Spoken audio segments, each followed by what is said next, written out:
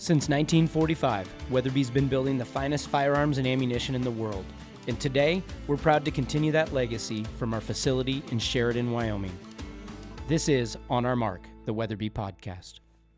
Alrighty, so welcome back to On Our Mark, the Weatherby Podcast. I am your host, Tyler Grayton. I'm joined by my co-host today, Kobe. Kobe, what do you do? Who are you? Kobe Owens, and I am the in-house content producer here at Weatherby. Get to go on fun hunts like the one we're just going to talk about on this podcast and make great hunt films out of them and take some fun photos along the way. Shoot, you've been on the podcast enough now. I won't have to be like, hey, Kobe, introduce yourself. So he's been on a bunch. But so our special guest today is Colton Heward. Colton, just who are you, man? I mean, that's a loaded question, but who are you? No one special, I can assure you that. Colton Heward. I'm the managing editor for Petersen's Hunting Magazine. So get the opportunity to work with you guys and had the opportunity to go on this Aoudad hunt last year. And just like to, you guys kind of work more on the digital side with Kobe. I work on more on the print side, rolling out the magazines. Yeah, you do all the cool hunt content. You're a guide by nature too, so you're in the field a lot. So you kind of bring that kind of unique guide, and then you've done a lot of different hunting experiences, and now you kind of bring that into the written form. Yep. Yeah, I guided full time for almost 10 years. This last season was actually the first year in 9 years that I wasn't guiding full time. So I only did a couple of weeks. I thoroughly enjoy guiding, never want to give it up completely.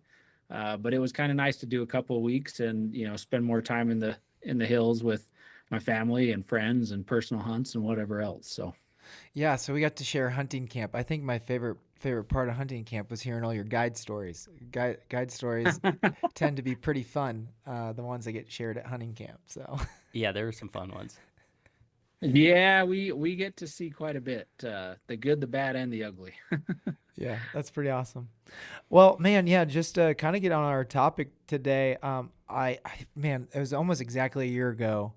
We went on an Aoudad. That's crazy. We went on an Aoudad hunt together, and I think we said, it's not your poor man's sheep hunt. And we're like, ooh, we got to defend this one. So Aoudad has been one of those ones that's gaining popularity, and I would say probably 5 years ago, everyone would be like, it's the poor man's sheep hunt. So yeah, I mean, last year was my first year. Colton, how many times have you been Aoudad hunting? I've been able to hunt them a handful of times. I think four times, all down there in West Texas, several different mountain ranges. So I've got to see, quite a bit of that West Texas topography. But yeah, Aoudad they're an incredible animal. I wish there was more opportunity to hunt them, to be honest.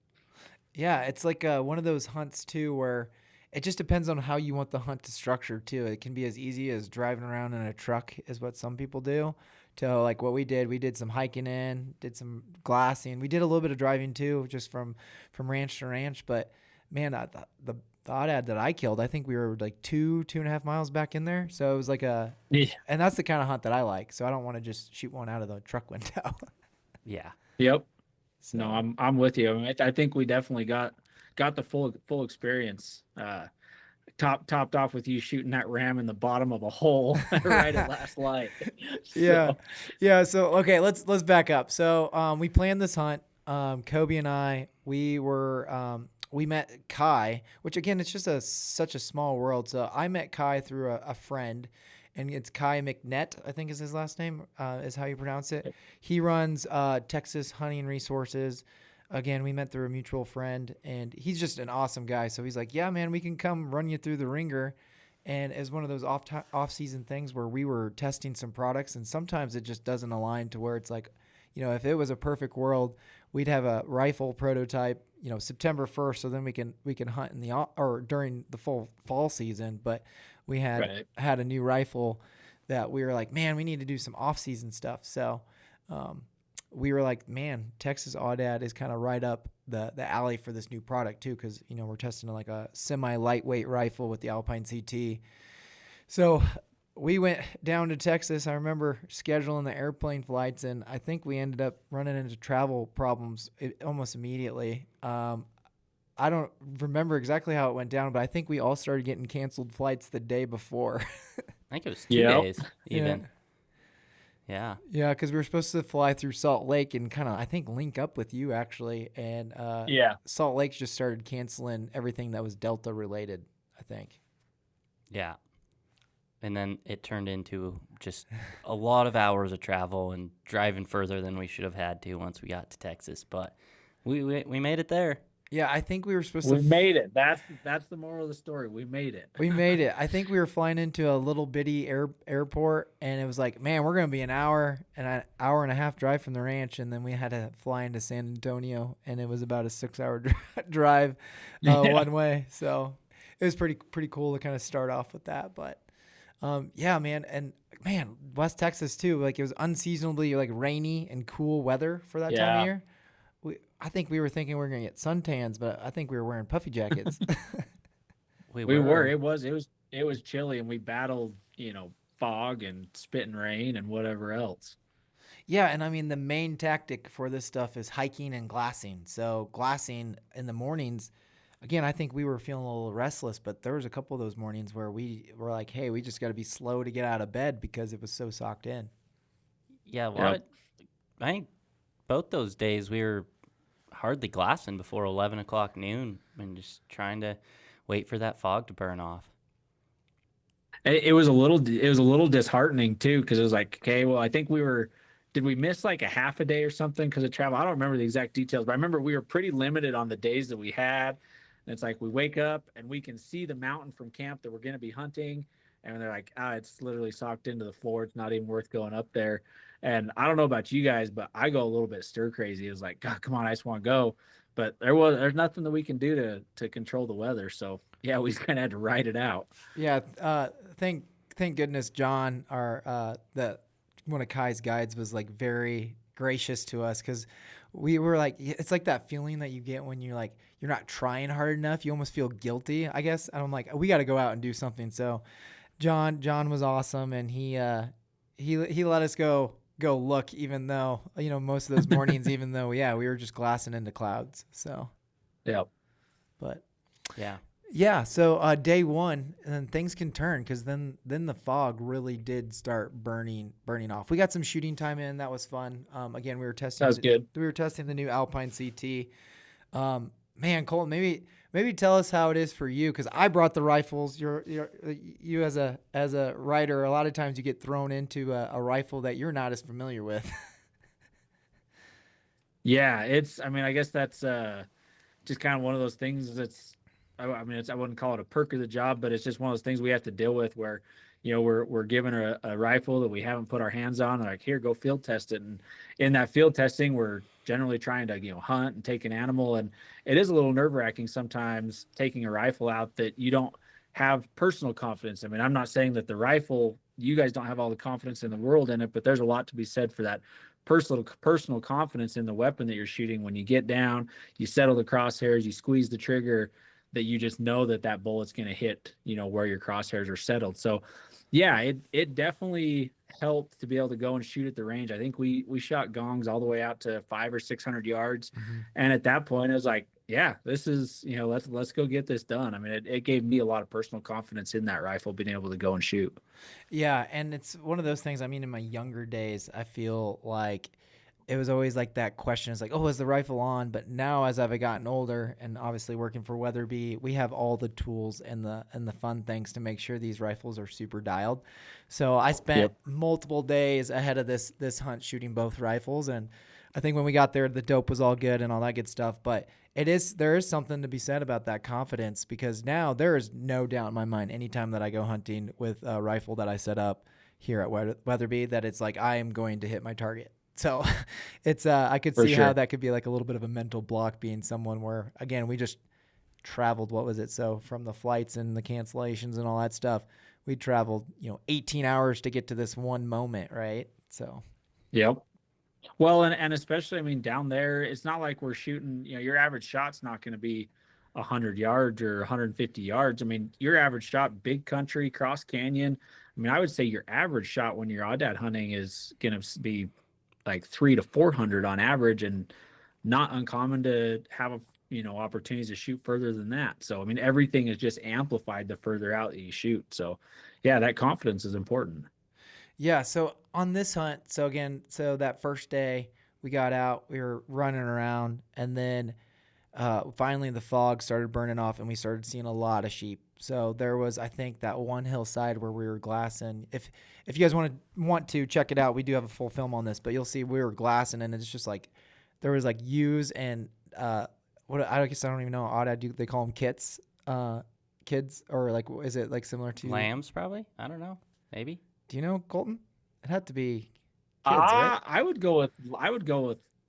would say a lamb, but I don't. I don't know. I've Okay, never thought about it. Yeah. So ewes and lambs, we'll go with that. And we just saw hundreds of ewes and lambs, just in weird, cool spots. I just remember that's when we started seeing a lot of elk too, which West Texas is weird. Wild.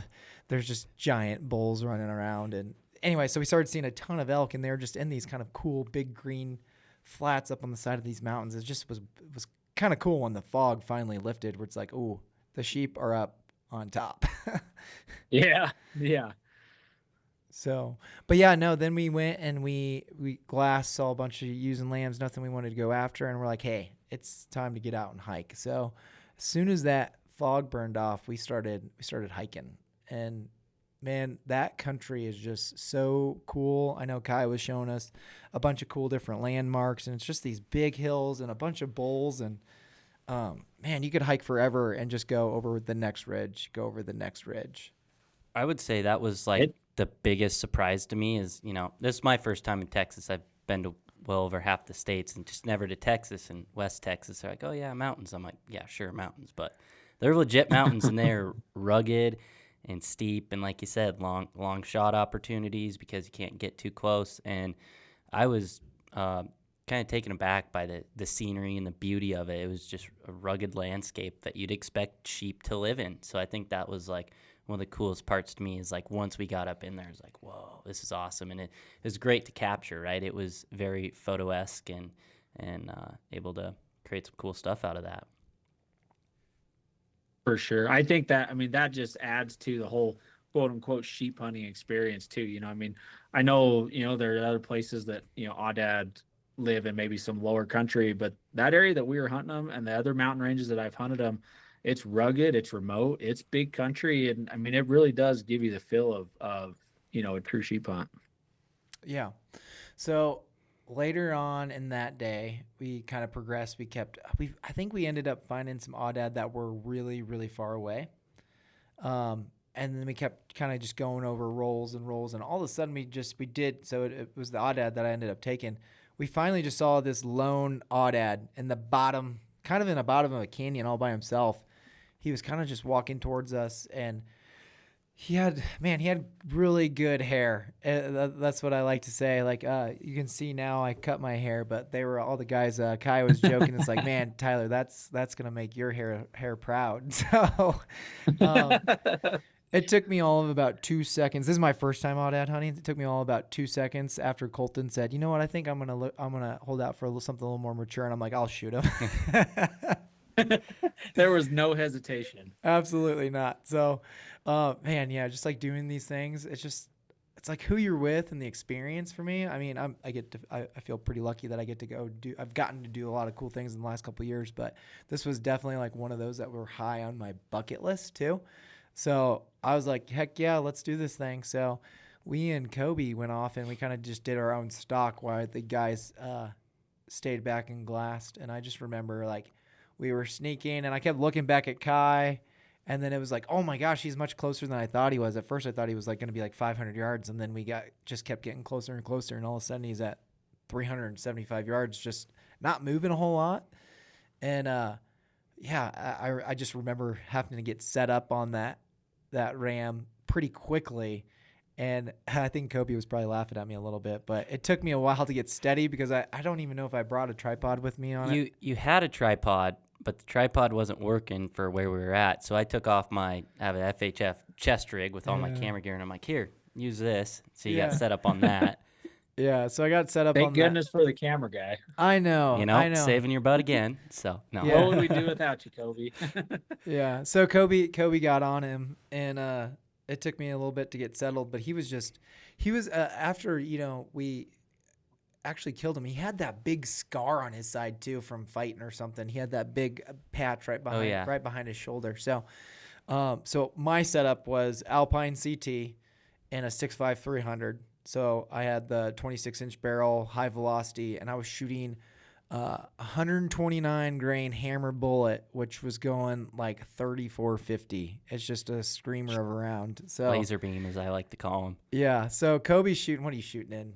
240. On that one was 120. 120. Yeah. So we were slow mo. So he had slow mo going, and when we played it back, it's like, oh dang, that 6.5 300 is going so fast. It barely doesn't slow it down that much. No. Yeah. So, just felt good about the shot.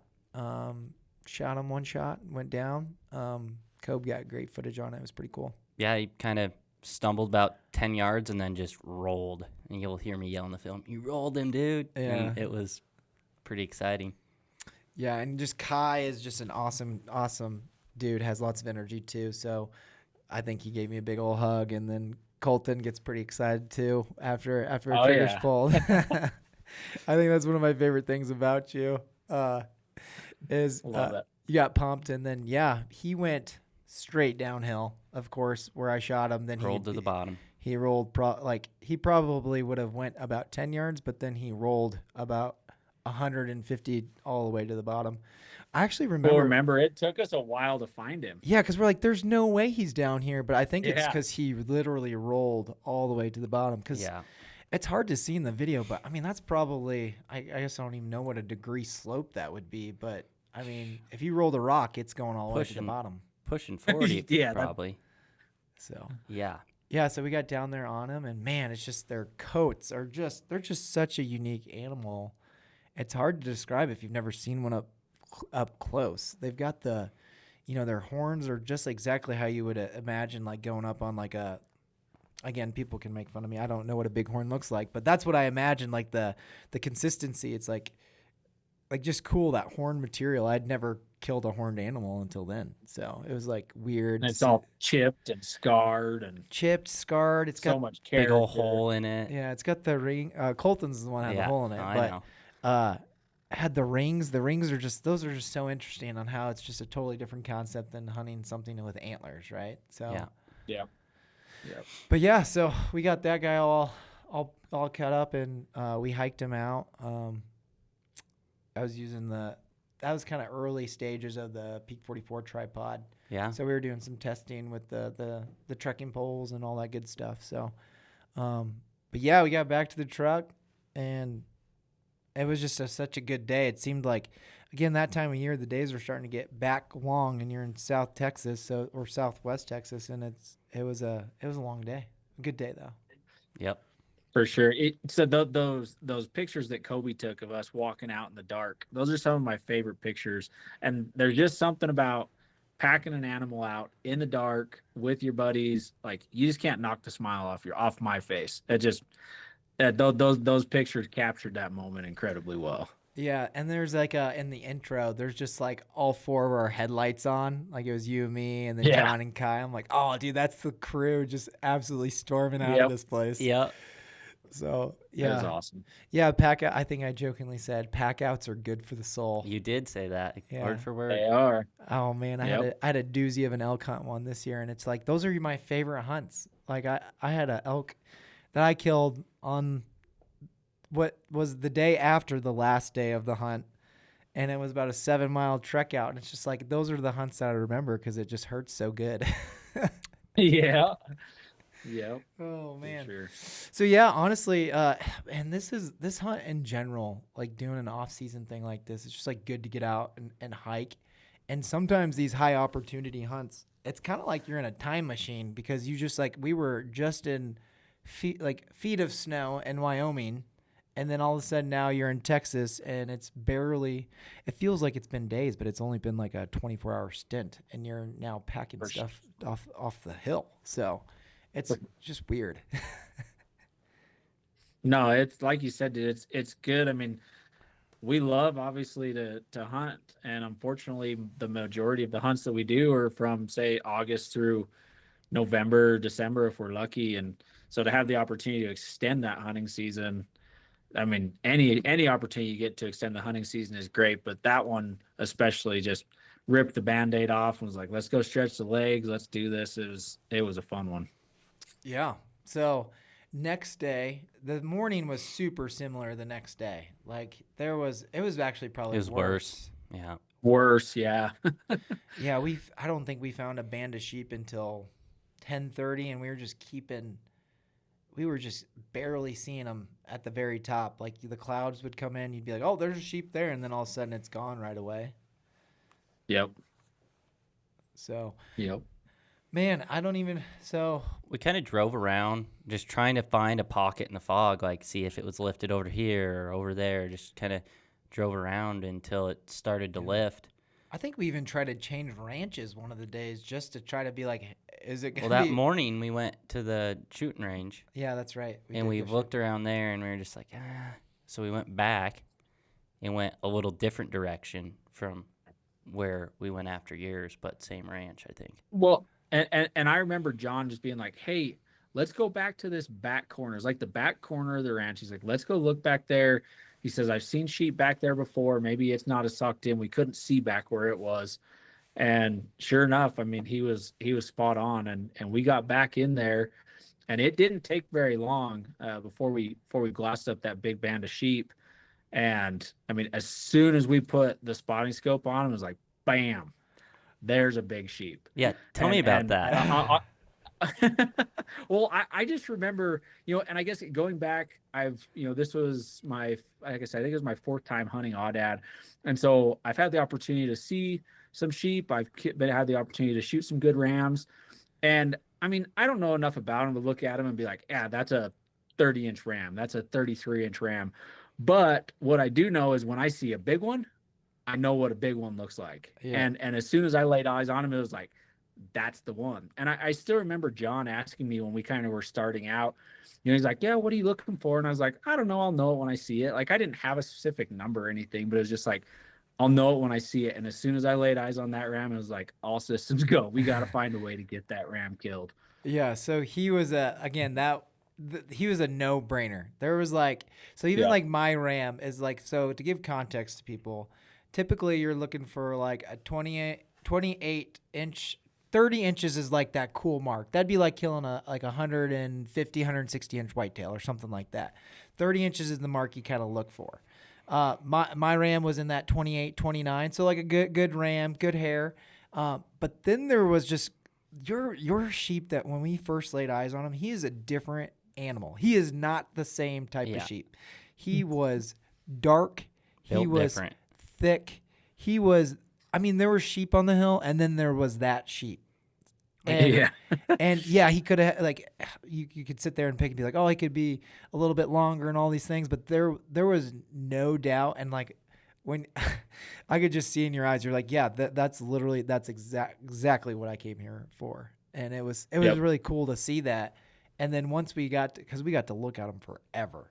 So essentially we were probably 600-700 yards, somewhere in there when we first saw them. And then we're like, okay, we got to get a closer look.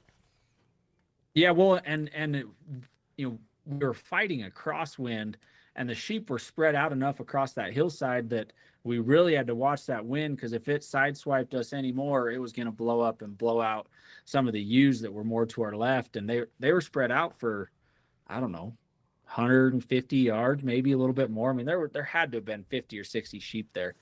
And of course, this big ram the entire time stayed on the back half of him. I mean, he this was not his first rodeo. I think he'd been running around that mountain for a decade or more, and kind of knew what he had to do to stay safe. And so we had to really slow play it. Like I said, I think we were right there 600-700 yards away, and we snuck up to like, I don't know, 550-ish yards, and eventually the sheep bedded down, and it was like, well, we can get a little closer, we could shoot from here. And look, if I'm just being 100% perfectly honest, and I had this conversation with you, so it's not something that comes as a surprise. I was shooting the 6.5 Weatherby RPM, and I was shooting 124 grain hammer. And to be perfectly honest, and I told you this, I was a little bit nervous about shooting a big ram with that cartridge and load combination, just because these Aoudad are so notoriously tough. Yeah, and I And so remember. Yeah, I remember you were super concerned, and I'm like pulling out my ballistic charts. I'm like, Colton, I can show you the energy that since this thing's going so fast, the energy out to 500 yards, you're still at like over 2,000 feet of like pounds of energy, because I think it starts to hit like once you start hitting 600, then it starts to kind of nosedive. But I'm like, dude, there is plenty of energy here for this for him. And I remember you're kind of like, oh yeah, okay, that kind of makes sense. Yeah, and I mean, I trust you, but still in the back of my head, I've seen a few rodeos with wounded Aoudad, and so in my head, I was like, I can make this shot at 550, but I think we can get a little closer if we're patient, and so that's kind of what we did. We just played the long game, and eventually, like we would crawl 10 or 15 yards, and then they would get up and they'd move a little bit closer towards us. And we kind of played this cat and mouse game for, I don't remember how long it was. It felt like a long time, probably it was hours. A couple hours. Yeah. No, it was over 2 hours. Yeah. Cause we had ewes getting, at one point when the ewes were like directly in front of us, some of them were at like 250 and he's still at like 550 and we kept crawling. Yeah. Cause there's kind of two little groups. Yeah. That group of 20 kind of came off and that's what we were worried about with that crosswind. And ultimately the last bush we got to was kind of like, we're out of plays. It got too flat. That was it. There wasn't more cover to jump to. And we're like, all right, we hold out here and kind of play that long game, like you said, and wait for that shot opportunity to present itself.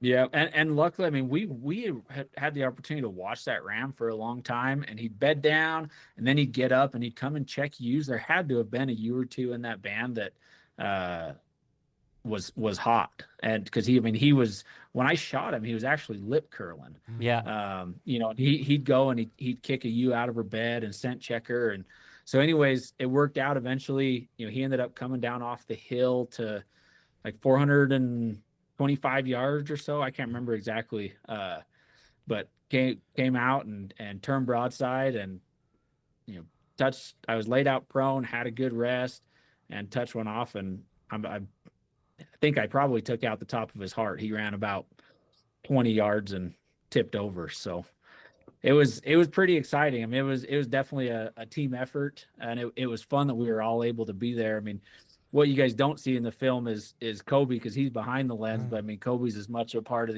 every one of these hunts as everyone in front of it. I mean, it was just a total team effort. It was a good time. Yeah, it was so fun. And it was also just, talking with John, and he says you just never know what you're going to get with as far as like how people can shoot.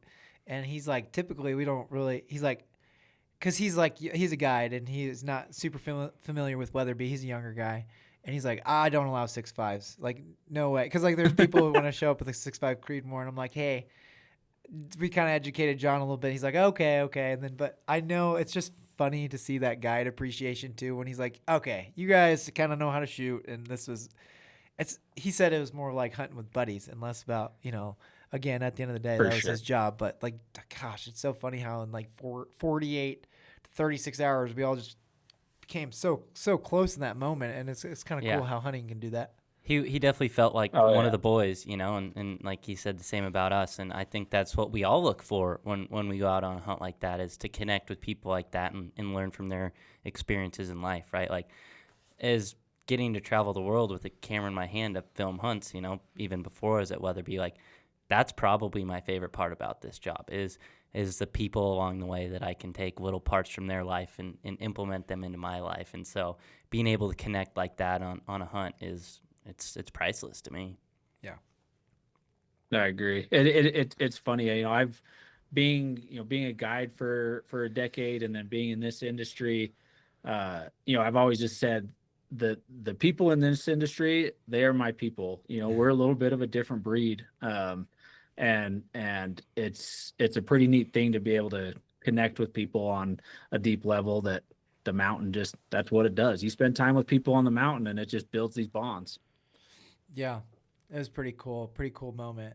You'll see us get super excited, and Yeah. there's a bunch of hugs and all that good stuff. I think Colton's It was reaction. exciting. Yeah. I think Colton's reaction is like one of the best I've ever filmed. And just Oh, like, yeah, you were I'm vis- shaking like a leaf. you were Oh, visibly dude, shaken. I was. I mean, I'm glad. It's almost embarrassing to like watch that stuff, but 100% like that's a big reason of why we do this is because I mean it incites this excitement, and to be able to share that with others, like that's why we do it, man. Yeah, no, that was one of the highlights of the whole trip, and I'm also an excitable guy. I get accused of wanting people to shoot things right away because I'm just like, let's do this thing. So, no, so man, just walking up to that ram too, man, was just there's just was a cool moment, especially where he died. He was more up on the mountain, and it was just like when you got up to that ram, I'm just like looking around, and we're in like mine was down in like a giant ravine, right, and then it got dark pretty quick. But that one we killed mid morning, and it was just like, man, this is the coolest landscape. Just taking it in. For a sheep, like you said, to live for a whole decade. I mean, For sure. John and Kai, what did they say? He was, 11 or 12-year-old ram, something in there. Yep, that's what they're guessing by counting the annuli. And the annuli on those are a little bit harder to count than, like on a bighorn or a doll. But that's what they're guessing was 11 or 12 years old on that sheep, which that's it. It's humbling to be able to take an animal that's been running around the hills that long. I mean, it's kind of a sombering thing. A lot of respect for animals that can live that long and fight off predators and disease and whatever else. So. Yeah, and he was just so dark. Did you end up getting him mounted? He's at the taxidermist right now. I want to see if he lightens up because I think he's just so dirty because he had so much mud. I don't know if they wallow like elk, but that's essentially what he looked like when we got up to him with his beard being so dark and I just even remember you putting your hands on his horns, and I was just like, oh, there's like dust coming off of his horns. Yeah. No, I'll be curious to see. I hope he stays dark. I mean, I think you're right. He was dirty, but you can see in the film how much darker he is than the rest. I mean, I think he is inherently darker than, like your typical color. Just cool. Yeah. He wasn't one shade darker. He was like 5 shades darker. Yeah, it was very prevalent. Again, he just looked like a different, like he was just a different level. And then he had the coolest character. He had that big chip out of his horns, man. That was so cool to see. It like sparks your imagination of like, what happened to cause a hole that big in his horn? I mean, was it just like a epic fight? Did he, fall? Did he get something in there that infected it? Like, what was it? Because that was a big old wicked chip out of the back of his horn. Remember, we saw it when we were glassing him from 800 yards away. Like, we could see it that far away. It was very substantial. Yeah, that was one of the coolest parts of that. And yeah, I mean, they just their rut is kind of all year round. I know it like concentrates in like October is what Kai was telling us. But there was rams fighting, like not just like playing around. They were getting after it. Yeah, if you want to see that, so go check out the film on the Weatherby YouTube. Yeah. And you can see him wrestling around, and you can see 2 awesome shots. Yeah, it's pretty cool. Yeah, I would love to go back again. One of my things I think I would bug Kai about would be like, dude, can we like go back and like camp and like where I killed mine? It's like I am committed to not shooting something day one, and I'm gonna camp for 3 to 5 days. I think that would be awesome. You'd see so many sheep that, dude. And it's so remote back there. Like you could make a 5-day hunt out of that back there and just have an absolute riot. Yeah, because it's like March. It's kind of cool. It'd probably be, I'm sure there's like scorpions and stuff, but I think it would just be so cool to like backpack in there and just be like, I agree. This is what I'm doing for 5 days. So. Yep. I agree. Yeah, I'll have to convince Kai. Like, are you sure you don't want to sleep in a bed? I'm like, I don't know. I think I want to. Let's make this even harder. Yeah, for sure. Yeah, it's funny. I'm pretty excited. Next month, end of March, I'm going back and I'm hunting axis deer with Kai and John. Oh, that's awesome. That's Yeah, I'm looking forward to seeing those guys again. Yeah, they're awesome. I just saw Kai last week. We're kind of in between SCI show and Western Hunt, and he came to SCI, and Yeah. I did not expect to see him. And all of a sudden, he's like, we see him lock eyes, and we just big old hug at SCI. Yeah. And we might end up trying to do something too with Axis. I mean, that was gonna be like my next like topic of like off-season hunts. Like, man, the more you try to peel back, the more opportunities there really are, and you can kind of do some of them on a budget, or you can make some kind of trips of a lifetime on some of these. Let's call them off-season hunts. So Axis was kind of at the top of my list. Have you ever hunted Axis before? I have. I've been fortunate. I've never hunted them in Texas, and so I'm really looking forward to that. But I've had the opportunity to hunt them in Hawaii a few times, both on the island of Molokai and then a couple of times on the island of Lanai. So super cool. Deer. They're delicious to eat, and again, like you said, it's just something to extend our hunting season. And that's one that really you can do pretty affordably in a lot of places. Yeah, and they make the weirdest little they're like croak or whatever they make. They make a interesting croak. So again, the rut situation is always different depending on where you're hunting them, but they're pretty cool. They always kind of have the cool big main beams, things like that interest me. But the meat, and they're just beautiful, those spotted hides and the big dark lines on their back. They're just gorgeous. Yeah. And then you alluded, everyone always says they are the best tasting animal. Yeah, I would agree with that. A lot of people would call me weird, but I'd argue that antelope is one of my very favorite meats to eat when it's well taken care of. And the axis deer is right up there. I mean, I'd almost describe it, and the axis deer I've hunted in Hawaii were feeding like in the pineapple plantations, and their meat had like almost like a sweet taste to it. Yeah, that's awesome. Yeah, I also do love antelope. It feels like people are either in two camps: the guys who clearly drive around with an antelope in the back of their truck versus the guys who take the hide off right away. So I've also always love said antelope. The only downside to hunting antelope is they're not as big of an elk. You only get 70 pounds of meat from them, not 400. Yeah. Man, I guess I wanted to ask you too. I think when we were texting last week trying to schedule this, you were telling me that you were just getting off a Coues deer hunt, and that's another one of those off-season hunts that if all goes right, maybe I'll do next January. But that's one that's been super intriguing too, and that's been gaining crazy popularity with guys. So yeah, it has gained a lot of popularity. I was in Sonora hunting them, and it was like a DIY thing. So we hired, essentially an outfitter, and they just offered DIY hunts. So they helped you with your gun permit. They helped us get our guns over the border, and it was the Mountain Project boys from Arizona is who it was. But so they helped us with our gun permits, get across the border. They provide food and then a camp or a cook there at your camp. Mm-hmm. And then other than that, they just give you a map of the ranch that you're on and say, knock yourself out. And this was my second year doing it. I did it last year and then again this year. And it's such a neat experience to go down there. I mean, Coues deer hunting itself, if you like to glass, then go hunt Coues deer. You literally glass until your eyes just hurt. They're very secretive, elusive. They're small.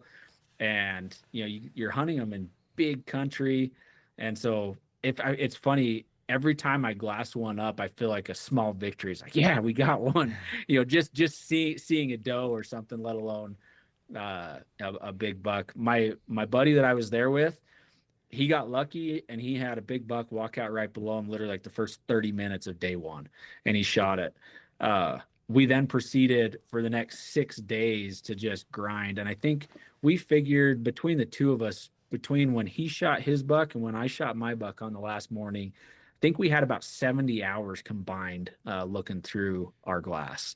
That's two full paychecks right there, Colton.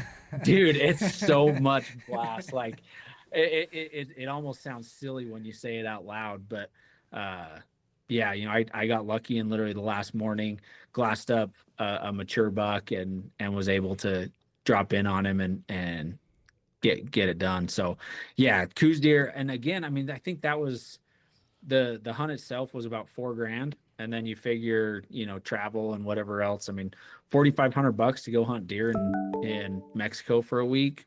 I mean, that's a pretty doable thing for most people that, have just a little bit of discipline to save some money for a little bit. Yeah, that's one of those hunts that you can plan the year before, and then you just Yep. start. I have this funny thing. It's funny. I had a sheep fund for a long time. It kind of turned into like building a house and getting married fund. But Imagine that. I remember 2 years ago, I was literally like, okay, I'm not going to the gas station. I normally would go to the gas station. There's $6. I'm gonna put that in an account to then go hunting with. So it is pretty easy if it's like you got to get your priorities right and all that good stuff. But Yep. you can save for things like this. Did you go? Is Chase part of the mountain project? Is that the guy? Yeah. Chase. Yeah, Yep, Chase Christopher. yeah. Yeah, super good dude. Chase and then Jay Park, super good guys. That's cool. Yeah, I know Chase from prior work experience. He's a super good dude. So, Gotcha. Yep. Yep, Were you hunting with a rifle or bow? with a rifle. Yeah, I mean, I don't get me wrong. I love to archery hunt, but just given that country down there and the time and whatever, I haven't had much desire to take the bow down there yet. Give me a few more years, a little more experience under my belt, and I might change my tune. But nope, I was definitely hunting with a rifle. Yeah, I got a lot of respect for anyone that even attempts to shoot a Coues deer with a bow, because a couple of years back, I was fortunate enough to film a couple hunts for over a couple weeks, couple different crews, and they are just like a ghost. They're the size of a big Labrador, and man, they are cool. And like you said, it is a victory when you spot one, even a doe. You are just jacked. Like it is just exciting, and man, it is an experience. And you get that culture of the food down there too, which I love that aspect of it. Just authentic Mexican cooking that is just really good food, and good times at camp in the evening. So Yeah, I agree. The food's dang near worth the price of admission. yeah. Yeah. So I guess to maybe try to close this one out, land this plane. Colton, what's an off-season hunt that you have not done, or one that's really awesome that you would do again? One that I haven't done, but I'm doing in June. This is one that's been on my bucket list for a long time, but it's New Zealand. Headed to New Zealand the second week of June, hunting tar and red stag, and I think hunting the tar is what I am looking forward to the very most. Again, it's just a mountain hunting experience. It's something I've wanted to do since I was a little kid, and I'm really looking forward to that. And again, it's in the second week of June. I mean, what are we doing here the second week of June? Usually nothing that pertains to hunting. So, to be able to fly to the other side of the world and go keep chasing something, just gonna be a neat opportunity, and that I'm grateful for. That's awesome. Cobe, what about you? Man, I think I'm gonna have to jump on the same boat. I got the experience of filming hunts in New Zealand, and before I started Weatherby, I've always said that my place I want to go most in life is New Zealand, but to fish for brown trout, fly fish for brown trout. But now when I go back, I'm gonna combo that with the backcountry, get dropped off helicopter and hunt for chamois and tar, because chamois portion we did fallow, tar, and chamois, and the chamois portion was definitely my favorite, and that is some good meat right there. They're good eating, and so I would love to go do that. I think that's still at the top of my list, even though I've got to experience it per se. Yeah, I'm gonna triple down on this one, and I think New Zealand would be. I want to do tar and chamois. That sounds great, but doing like a free range, I know a guy who does like some backcountry free range stag hunting, and it just like they look more like elk. They're not like the kind of ridiculous ones that you see in pictures, but like a good 5-point type elk. This is what these things look like, and they're just in the cool spots. So I think I go that. And then I guess to end us, something I think would be fun to experiment down the road would be doing like a South America stag hunt or something that's also kind of different hemisphere. So their fall is kind of flopped with their summer. So I think that'd be cool. Yeah, for sure. I would be remiss if we didn't throw Africa in the mix there. I mean, I have the Africa bug bad. I try and go every chance I get. And there's just so much opportunity over there. And I will say, once you get there, dollar for dollar, there's no place in the world more affordable to hunt than like a plains game hunt in Africa. It's pretty special to be able to go over there and experience a new culture. I mean, and it's just such a unique hunting experience that if you're looking for off season, I know that one's probably gonna be a little bit more expensive than some of these others that we talked about, but you gotta throw that in the mix too to consider. Yeah, I have not had the Africa bug, but I feel like last year during our hunt, I almost got it because the 6-hour car ride, and we're just talking about the Prince of the Plains, and oh man, I'm like, sign me up, Colton. Yeah. Yeah, I think you kind of talked that into both of us because I never really thought about it before. Now I'm like, Yeah, it's pretty incredible. And the one outfitter that I hunt with over there most of the time when I go, especially when I'm just booking the hunt for myself, he's got, I mean, hundreds of thousands of acres of low fence, free range hunting. And yeah, it's special. It's big country. It feels like you're hunting the West. So That's awesome. yeah. Colton, what do we need to know about Petersens? Just pick one up at newsstand, subscribe. What do we need to know about Petersens? Yeah, absolutely. You can find us on just about any newsstand that you go to. A yearly subscription is like $13. So I mean, it's a cheap subscription, and we do, we do a dang good job. I might be partially biased, but we do a dang good job of bringing quality content, good stories to our readers. It's well worth your investment. Yeah, I would echo that. So it feels. I remember as a kid, that's where I started getting my first like knowledge of things outside of mid-Missouri, right? And I feel like print is so cyclical, and I feel like print is just on the rise right now. The stories are getting better. There's just something about my appreciation for reading something on a page. Don't get me wrong, you guys do good digital articles and stuff like that. But in a world where we are so digital and on our phones, I find myself really liking a good piece of paper and just reading the articles, and it's even more now fun because I get to meet people like Colton. I'm like, oh, there's Colton's article. When I'm flipping through the magazines and stuff. So I know you wouldn't be disappointed if you hadn't had a magazine subscription in years. I don't think you'd be disappointed with the quality that is in print. So. Yeah. For sure. Sweet. Well, go ahead and check out the Weatherby YouTube. We have this film running now. It was a blast to create. Cove did a good job on it. And then, just check us out online, weatherby.com, and we'll see you next time.